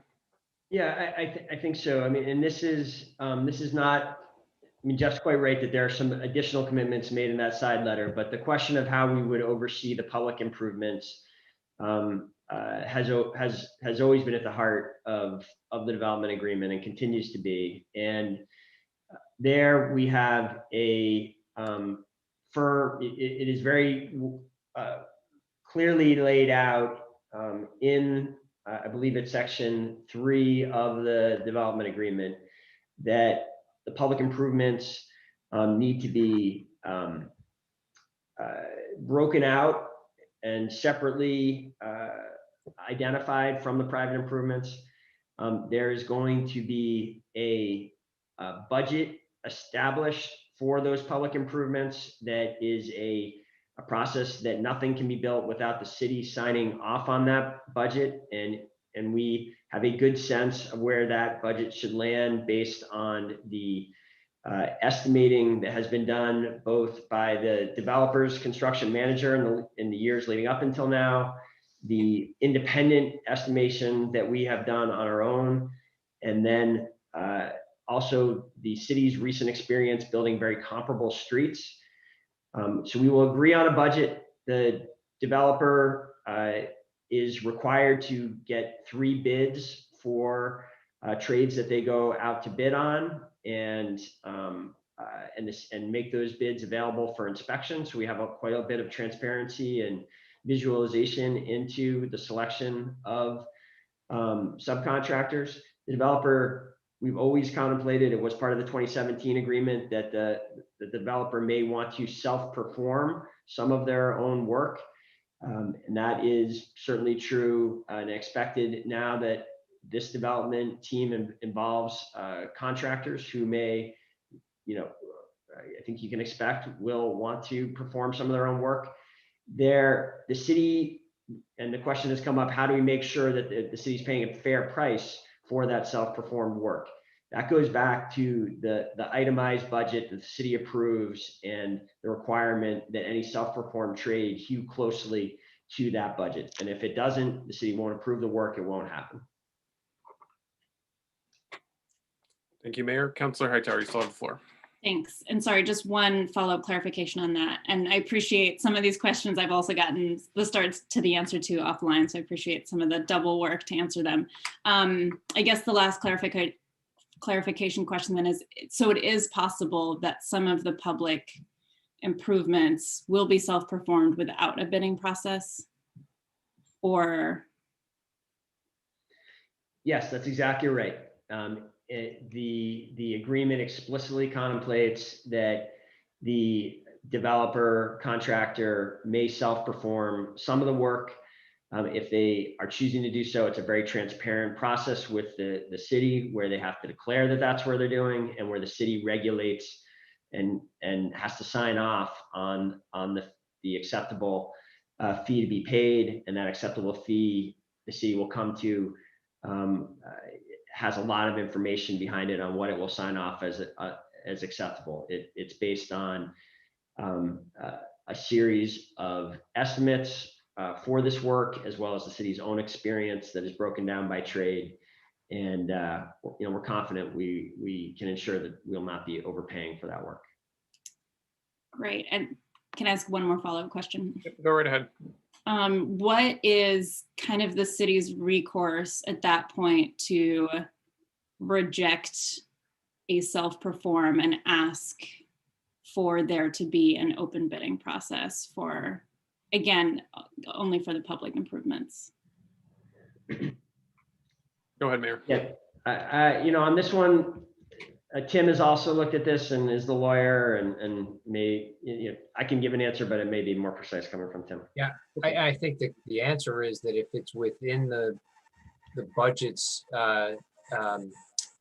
margin, if you will, that it would proceed that way. But if the cost was out of that range, if the actual work was going to cost more than the line items as budgeted, beyond the margin, then there would not be authority to proceed without the city's approval. So that would be it would be its own enforcement mechanism. Thank you. Also, Councilor? Yes. Okay, I do not have any other councilors in the queue. Any other councilors wishing to speak? Go ahead, Councilor Hanson. Yeah, I can jump in. Thanks, everyone. Yeah, I think the council's role in these sort of negotiations is always sort of challenging and tricky and confusing, because we're limited in our ability to make amendments and to even to some extent, especially in this situation where we're in mediation from litigation, just our ability to even send the administration back at this phase. And also when we were able to see this a few weeks ago, there's a lot of pressure for us to act quickly and to review some very complicated and long legal documents very quickly and try to make a decision. So, but I think given those circumstances, I feel that the council's really navigated this well, and especially Councilors Pine and Paul, who really leaned in into these negotiations, especially in recent days. And I think, as others have said, I'm really glad that the council voted to postpone action on this. And as a result of that, we've been able to cement some critically important provisions to ensure strong wages, to prioritize the hiring of women, veterans, new Americans, people of color, prioritize local workers, compel the developer to at least act in good faith towards pursuing AFL-CIO Housing Investment Trust financing, which would guarantee union labor. So I think this, and even before that, but especially now, this new development agreement is a lot stronger than the previous one in a number of ways. And just want to echo what we heard from some of the leaders in organized labor, which is, tonight is a victory, I believe, but really tonight is just one step on a journey, and there's so much more that we need to do to ensure fair wages and benefits and, safe working conditions for all workers in Burlington on every project, and all workers, period. And that's a broader struggle. And we really shouldn't have to struggle so much in a piecemeal manner, project by project, to try to get what really should be universal rights for workers. And then I also just wanted to note what I see as a big difference in sustainability and the climate impact of this project compared to the old one. And the mayor and city attorney have confirmed this for me, is that the new transportation requirements that this council approved last year are vastly different than what the city had required around transportation for new development previous to that. And we've really shifted our mindset as a city in terms of what we require of new development, away from simply requiring developers to just build a large amount of parking spaces, but we've actually shifted that away to requiring developers to support their tenants using transit, walking, biking, using car share. Things that actually reduce automobile dependency is what we're having developers subsidize and prioritize. And we're not allowing developers to just push the cost of parking into the cost of rent and force people who might not even own a car to have to pay for a parking spot that they don't use. So the fact that this new project is going to be under that new regime is a big deal as well. So yeah, I'll be supporting this tonight, and there's definitely some things about it that I'm excited about. I will say though, I am also, there's also a part of me that is uncomfortable and is nervous, because we're years into this, and I think the city has been burned along the way and been misled, and trust has been broken along the way. So I kind of echo Councilor Jang that this is really a starting point, or a reset or a restart point, rather than being viewed as, okay, we've fixed this whole debacle and we're good now. I think we still have a lot of work to do to actually achieve what we actually want to achieve, which is the project itself being built in the downtown, being revitalized. So I appreciate all the work that's gone into this, and I'm definitely ready to continue working on this really important project and ensure that we move forward and create a more vibrant and sustainable and livable downtown. Thank you, Councilor Hanson. I don't have any other councilors in the queue. Councilor, I'll go to Councilor Stromberg on first round. I do see you, Councilor Hightower, but I'm going to go to first round first. So Councilor Stromberg. Thanks. So yeah, I'm very supportive of improvements to our downtown. I feel though that I have every right to have apprehension and distrust. This has been like a topic of, nothing but issues since I've been on council, and I know this is extended beyond that. Prior to my taking this council seat, but we do have to move on. But so yeah, I'll say this: I am voting yes tonight, but it is probably the most reluctant yes vote I will ever cast. I know I'm not,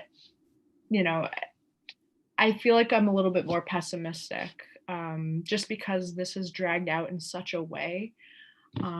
So, this yes vote is probably like 1% more than it is a no vote. And I want to be very transparent about that. And the reason is, we've been thinking too small as a city. Generally speaking, we need to be bringing the unions in earlier on and in more meaningful ways moving forward, including like, what David Van Dusen said during his public comment, a real Green New Deal and moving into the direction of, good paying union jobs to help build our community. And being really serious and full of intention with that. So, I support this agreement because I support the trades and I support working families, and I want what's best for them on the most genuine level. Tonight is a great example of the benefit, I think, that, of the council taking more time to be informed and to come together to compromise an agreement. And I know a lot of work went into that, a lot of conversations. And I was back and forth on this. Like, the reason I'm speaking up is because I feel like I'm on such a fringe of like, I didn't know if I was going to vote yes for this. So, I appreciate where we've ended up because it's a true improvement compared to where we were just a week ago. But we all know we can do better. And I do expect that from everyone moving forward. I know that we all know we can do better as a city. So we owe that to working families and union workers across the state. But yeah, we owe that to our community. So thank you. Thank you. I had Councilor Hightower on second round. Anyone else who has not spoken on first round yet? Okay, go ahead, Councilor Hightower. Great. And I'll be super brief because I know I've already taken a lot of time. I will also be supporting this. I also appreciate, again, the extra week that we were given to ask questions about it, as well as the week and how Councilor Pine and Councilor Paul used that week to make changes.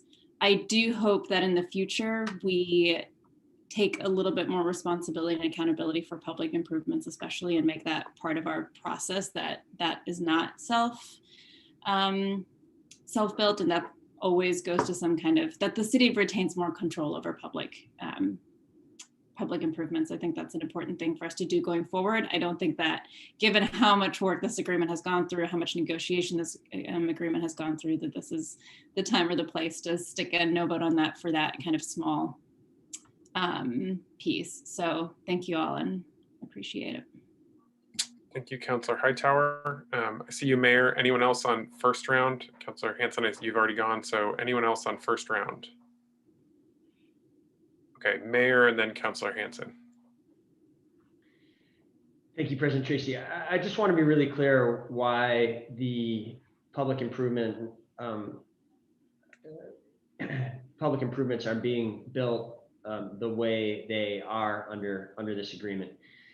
It was very intentional and was one that had the full support of the council at the time the agreement was made. Again, this goes back to our desire from the beginning, our acknowledgement and understanding that a development project comes with enormous financial risks, and that those are risks that we wanted to shield taxpayers from entirely. This is, keep in mind, the agreement was made as we were still working our way out of the city having taken enormous entrepreneurial risk and suffered enormous financial consequences as a result of Burlington Telecom. we were determined to find a way for that not to happen here. And that's exactly what this structure does. The developer is responsible for building these streets to our standards. We have enormous control over what gets built, over the design of it and the construction of it. We will have people in the field watching very carefully to make sure that all of this subsurface work is done in a way that meets our standards and that will not result in construction defects in the future.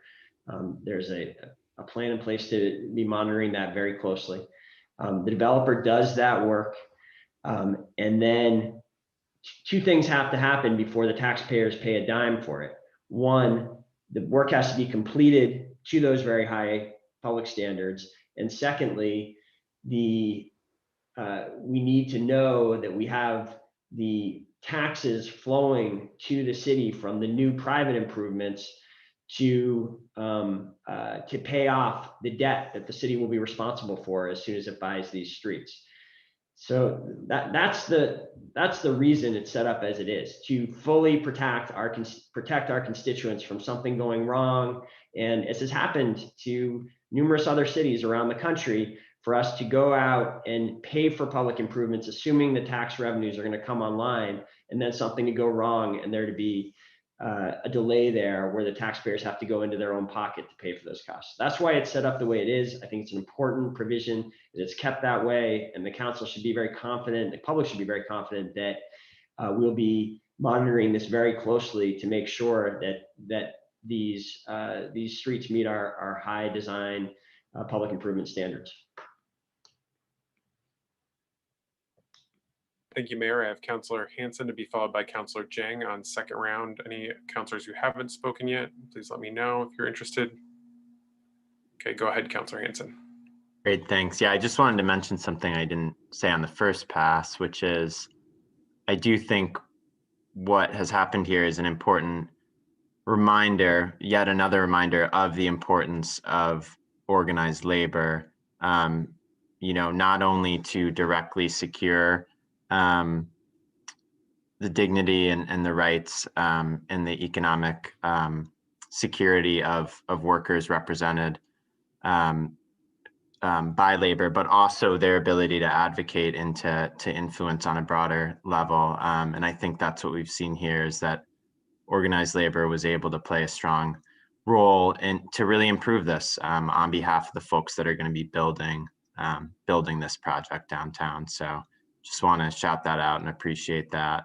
In addition to, as I said, the council and the administration and everyone else who's worked on this is organized labor for their involvement.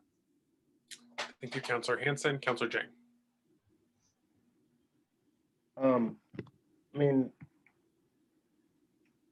I want to say a lot, but let me pass. I'm passing. Okay. I don't have any other councilors in the queue.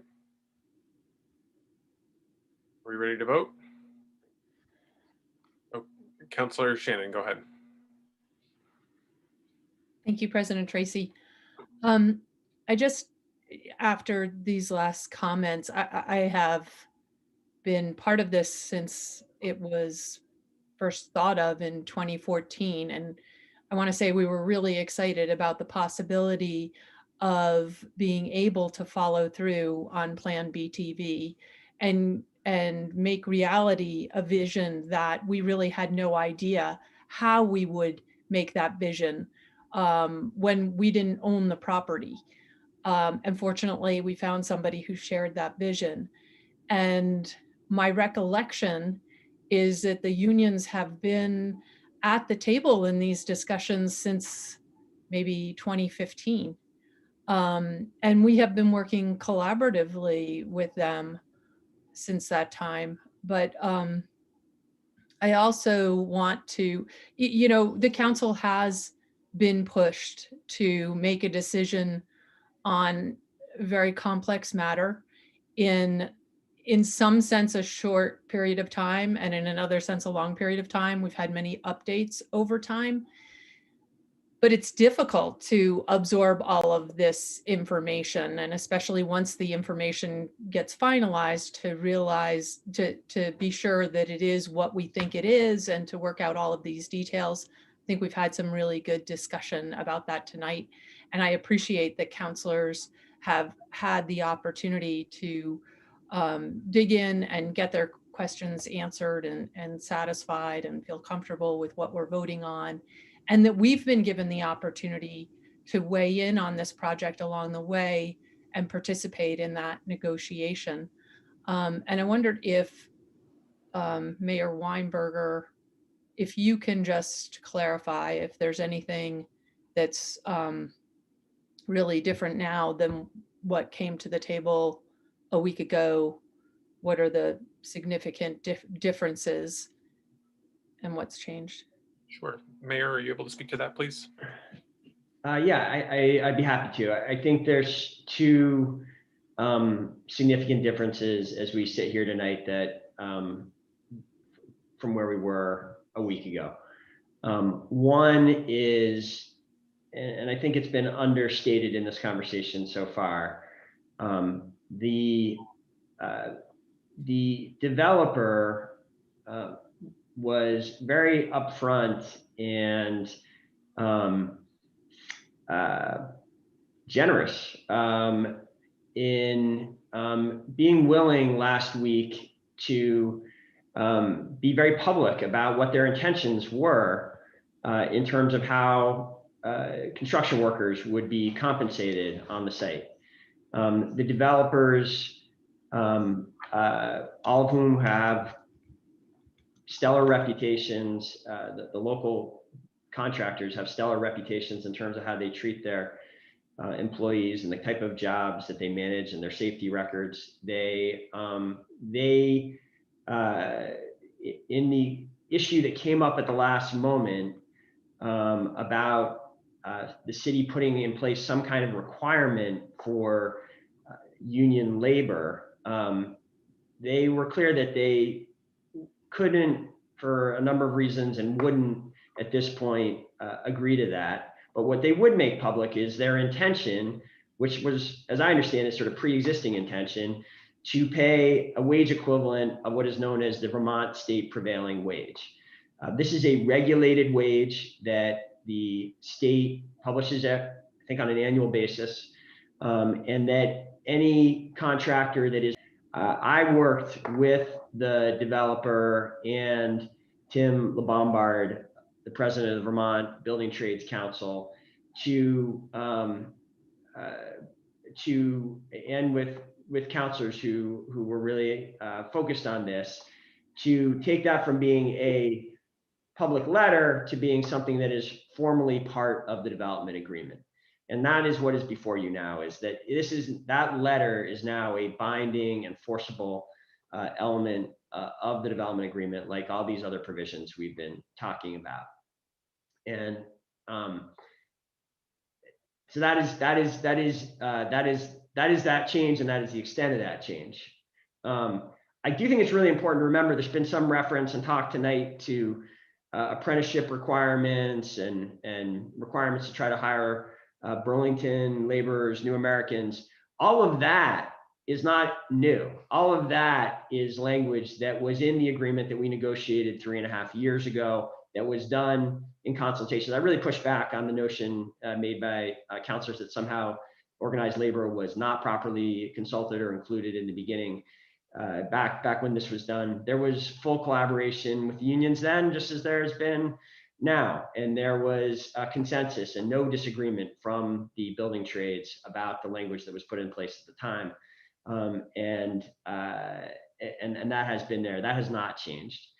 The other thing that changed between last week and this week is that we've had an opportunity to have our city attorney dig into the demands that were made last week by some individuals, that we go beyond the original agreement, that we go beyond what is now in the agreement with this additional letter, and require the developer to use unionized labor for either their private improvements or the public improvements. And let me be clear that the prevailing wage commitment is for the developer has made is for both the private and the public improvements.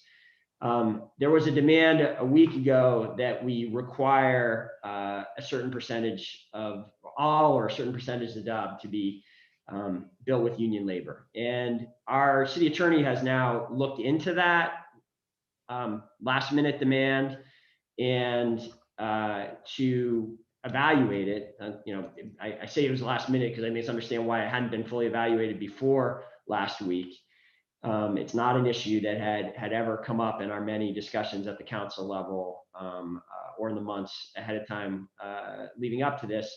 And so it has been over the last week that the city attorney has fully dug into that and has published both a protected attorney-client communication that you all have seen, but has also made a public version available now that makes it very clear that it is not within the city's sort of lawful authority to require that, and that we would be putting the city in legal jeopardy were the council to vote to turn down the agreement based on that lack of that requirement. So those are really the two things that have changed, Councilor Shannon, in the last week.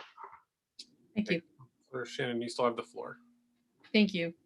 I just really appreciate that everybody has worked here at the table to resolve all the issues, and that's an amazing accomplishment. And I definitely want to credit my colleagues, Councilor Paul and Councilor Pine, for all of their contributions, as well as the mayor for this, and really all councilors, because this is not easy. I actually don't disagree with Councilor Stromberg in terms of the future, and yet I'm very optimistic. This is a great opportunity for Burlington, and I'm kind of surprised about how it's come together. There is kind of a strong misperception that the city has lost money in this project or put money into this project, which we have not. But there has been a cost to the city. There's been a real cost, particularly to the adjacent businesses have been paying that cost. And this is an opportunity in my mind to build something even better than what was initially proposed. Not being a fan of super tall buildings, this being shorter, I put that in the plus column. The more modest project, I think, is going to fit better for Burlington, and it's going to bring a lot of vitality to the city. However, this is a multi-year, multi-phase project, and I will say what I have said in past votes on moving this project forward, and that is this is probably not the last hurdle. In order to get those public streets, we are in a partnership, and there may be other things that come up along the way that we have to work out, and I look forward to working collaboratively with the developers and fellow councilors and the administration, no matter what is put in front of us, to assure the citizens of Burlington get the project that they're expecting, that workers are treated fairly in the process. And I think it's going to be really a great benefit for everybody, what we're doing tonight. So thank you to everybody who's contributed to getting us here. Thank you, Councilor Shannon. Any further comments? Are we ready to vote? Okay, seeing none, let's go to a vote. Will the CAO please call the roll?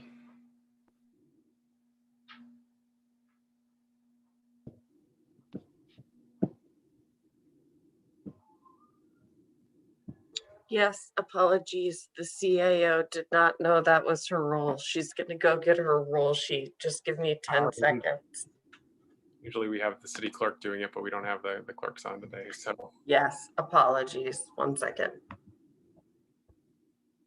no worries, we can take our time. Well, why don't we do this? Let's try and see if we're unanimous, and if not, we'll go to a roll call. So will all those in, Councilor Paul, did you have something? Yes, I'd like a roll call, please. Oh, you'd like a roll call? Okay. All right. If there's a roll call that has been requested, then I'll honor that. So I'll wait for the the CAO to get the sheet.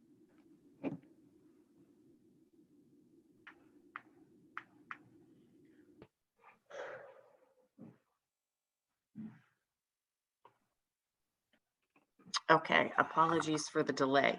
Councilor Carpenter. I am very pleased to vote yes. Councilor Jang. Yes.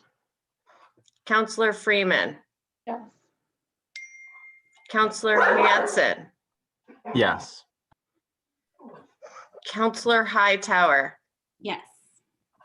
Councilor Mason. Yes. Councilor Paul. Yes. Councilor Paulino. Yes. Councilor Pine. Yes. Councilor Shannon. Yes. Councilor Stromberg. Yes. And City Council President Tracy. Yes. It is unanimous. Great. So the motion carries unanimously.